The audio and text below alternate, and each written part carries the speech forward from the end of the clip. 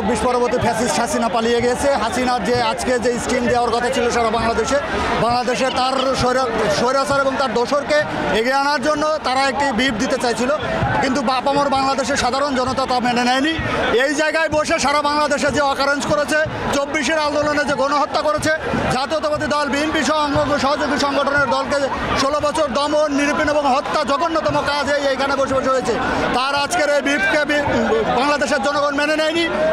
তার এই ভিপকে বাংলাদেশের জনগণ ঘৃণাভরে প্রত্যাখ্যান করেছে এবং এই 32-এর ধানমন্ডির বাড়িকে ঘৃণাভরে প্রত্যাখ্যান করেছে বাংলাদেশের জনগণ। আপনাদের আসলে চাওয়া কি চাইছেন আপনারা?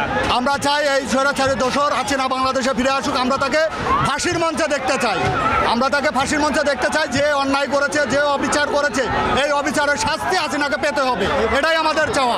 আসছি আসলে মূলত সোশ্যাল মিডিয়াতে মানে একটা ছড়াচ্ছে যে উনি সাবেক প্রধানমন্ত্রী নাকি ঘোষণা দিবেন 9টার দিকে। তো ঘোষণা দিবেন কোত্থেকে? 32 নম্বর থেকে ঘোষণা দিবেন, এমনটা আমরা শুনছিলাম। তো 32 নম্বর ঘোষণা দিবেন নিশ্চয়ই। আমাদের এখানে রক্তের দাগ শুকায় নাই, আমাদের এখনও কাটা গা শুকায় নাই।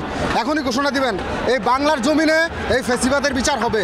এই রক্ত বৃথা যেতে পারে না, এখান থেকে যেন ঘোষণা না হয়। এই জন্য আমরা ক্ষুব্ধ জনতা এখানে বীর জমিয়েছি।